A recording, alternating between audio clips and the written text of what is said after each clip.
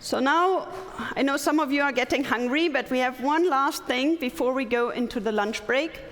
So, as most of you probably know already, the Heidelberg Laureate Forum Foundation does not only run the Heidelberg Laureate Forum each September, but also throughout the year engages in science communication and outreach activities.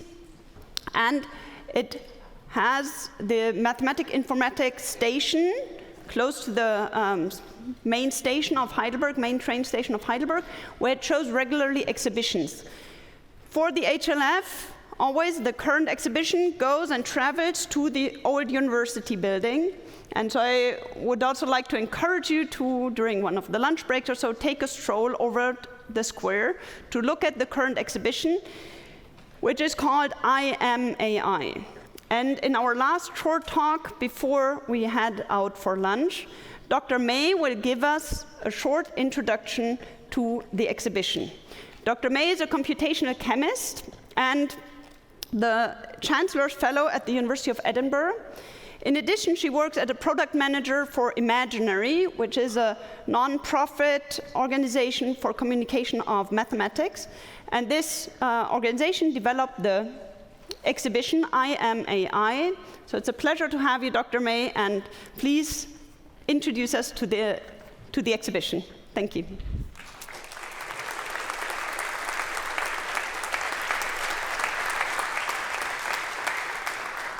Thank you very much for the nice introduction, and hello everyone. I'm here to tell you a little bit more about AM A.I, an exhibition that explains artificial intelligence. And as already mentioned, you can go and see it yourself just across the square in the Senate Hall, where it will be all week. And I would like to thank the Heidelberg Laureate Forum in this moment for the opportunity for us to actually showcase our exhibition here. I've had a nice introduction already, but just a couple of words about myself. So I'm Antonia Mey, and I run a research group in computational biophysics. We use a lot of machine learning tools, actually, to do our research. But today, I'm presenting as a team member of Imaginary to you. So Imaginary is a non-profit organization, and it kind of started in the year of 2008, which was the year of mathematics. And it started out as an exhibition, Imaginary Through the Eyes of Mathematics. It was a traveling exhibition that went around Germany and was a great success. From that, Imaginary grew. The Klaus Scherrer Stiftung gave money. Many other institutions supported us. And now we're this non-profit organization that organizes mathematics content around the world, really. So you can see on the map, we've been in many places already. What is really unique about us, I would say, is that all our content is open source. That means you can go onto our platform, imaginary.org, and actually download the exhibitions we have and put them on in your school, in your city, in your university, and show them to your Uncle Bob or Aunt Lucy. What we also like is interact with you guys, researchers, to get new ideas of how we can communicate our science. So if you have an idea for an exhibition or an exhibit, come and talk to us. I'm going to be here until Wednesday. Then we have Daniel Ramos and Andreas Matt, who will be here later on in the week. Andreas will give a workshop on Thursday. Some of you may attend on the 10-minute museum on mathematics of the climate crisis. And Andreas Matt is our CEO, who will be also around. So do come and talk to us. But let's actually get to the gist of it. So why AM A.I? AI is one of those buzzwords that has been around for a while now, but it's really this kind of black box. People talk about neural networks, deep learning. What does that actually mean? So we've heard on Sunday in the introduction about stable diffusion. It's a tool that takes text and generates an image. So I went and generated an image on an exhibition on machine learning open to the public at a university. What do we get? This, which is actually scarily close to what our AM A.I exhibition looks like, so go and check it out yourself next door. So really the reason why we came up with AM A.I is kind of opening up that black box and describing what are the core concepts in AI. We explain things like, what is a neural network? How does gradient descent work? What is reinforcement learning? And we try and do this through interactive, playful exploration. So you actually get to play with the exhibits yourself, and there's no lecturing, here's the hard maths, and we're going to try and explain that. No, you learn by doing effectively, and in fact, we encourage you to break the exhibits to some extent. We also talk about ethics. So what about driverless cars?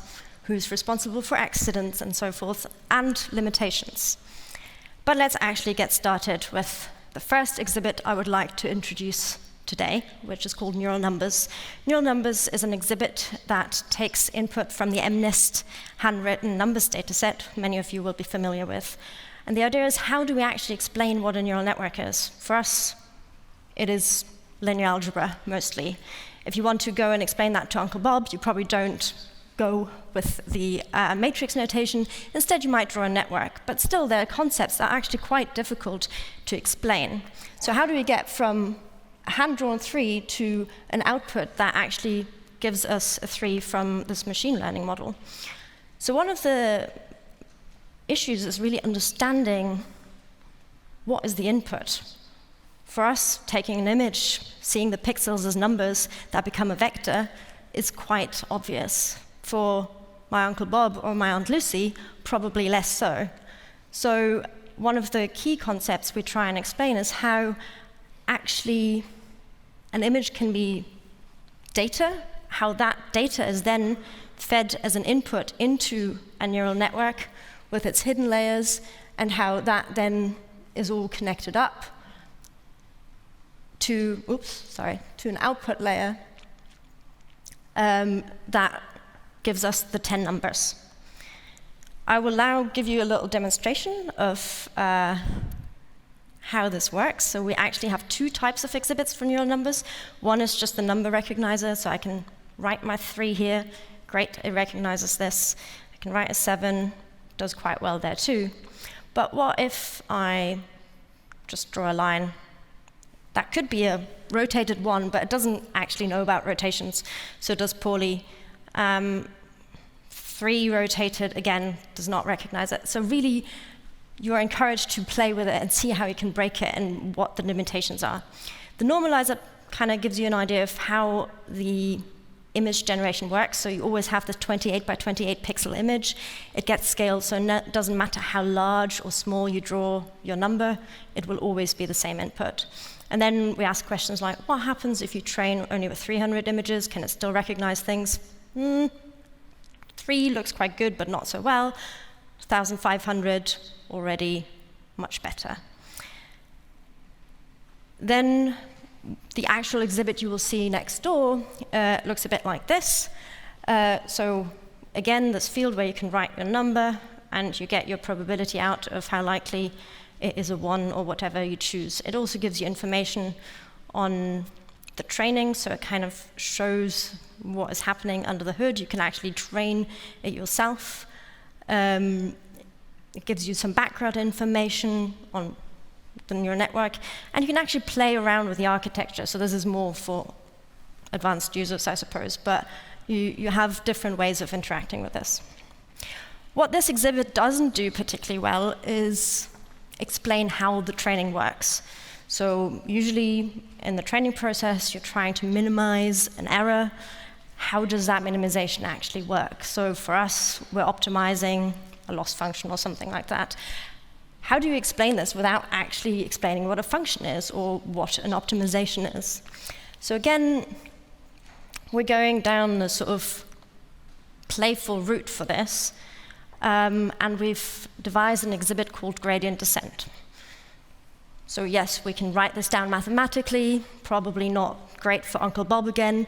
We could probably show an image like this going like, oh yeah, so we're trying to find this minimum and we're wandering around this landscape. Still quite abstract.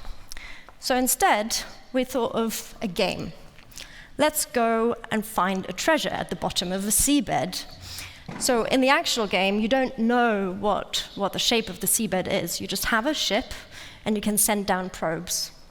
And the probes will tell you something about how far away the seabed is from the top of the water, and what is the slope where you're sending your probe. So in this scenario here, you will eventually find that treasure. And the one crux that is important here is it's always at the lowest point of the seabed. So in order to find a good strategy, you probably want to follow the slope down until you hit the lowest part. So let's have a look at how this actually looks like. It's a two-player game. You have a joystick in the actual exhibition. I'm just going to demonstrate a very quick one-player version without a bot. So you have the boat, you can move it around, and then you send down your probe, and it tells you about the slope, and you kind of, oh, I was very lucky there. Found my treasure immediately, the last digit of pi. How lucky am I? So there we go. That is our gradient descent. I highly encourage you playing around with it. The last exhibit I want to talk about is a little bit different. It is on reinforcement learning. So reinforcement learning is obviously a type of learning that does not require data in advance, so we don't have a large data set of handwritten numbers. Instead, we have an agent that is moving around in some environment, and that environment gives it feedback as a reward or a punishment or something like that. And mathematically, the Bellman equation would model this really well, but again, probably not so great for Uncle Lucy, so Aunt Lucy, sorry. So instead, again, we went down the gamification route, and we have a little robot that's trying to navigate around in a maze, and the ultimate prize is to find the exit. So it learns strategies of how to find that exit. So let's have a look at how that works. I'm going to just reset the training just in case. So basically, you can let it explore the maze, and eventually it'll find it. We can speed that process up because it likes to explore. You can kind of play around the exploration rate, the learning rate. You can kind of put some goodies on the way. If, look, this is where the exit is, come and find the exit. Or you can confuse it and go like, actually, here's a patch of lava, and here's a patch of lava. You can also change the maze, and if you're particularly keen, you can learn about the Q values as it's learning.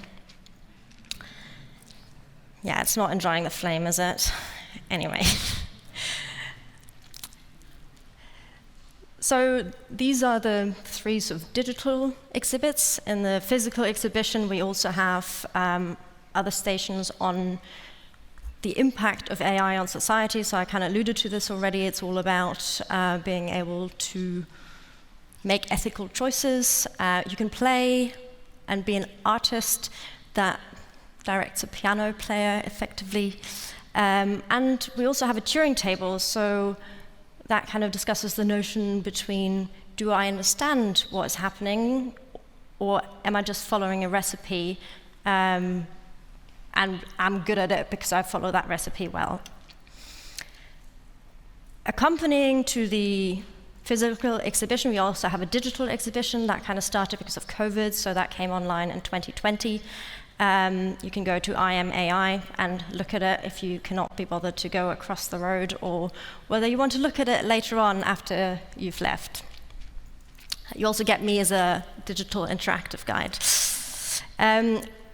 If you have children, or generally people who are interested in these topics but probably don't want to be a researcher, we also have a MOOC on these topics that has 4 modules: neural numbers, gradient descent, building your own AI. It has different levels of difficulty explaining topics, but also if you're a very keen maths lover, you also get a very detailed maths description of what these things are. With this, I would like to thank everyone and give credit to people who actually helped with this. So there's a whole team of people at Imaginary, There's a whole team of people who provided exhibition content and exhibits, and then, of course, the Carl Zeiss Foundation for funding. And now I would like to thank you for your attention, to listen to me. If you are interested in any of the links I've shown, just use that URL. Please follow us on Twitter. In fact, I manage both my own Twitter account and the imaginary one. And come and talk to me about AM A.I, what you think about it, but also other ideas in terms of how to communicate science. Thank you very much.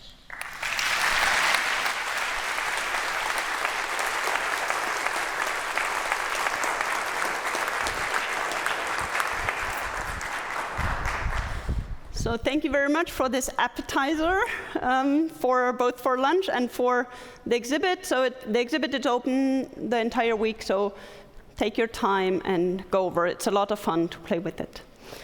So thank you.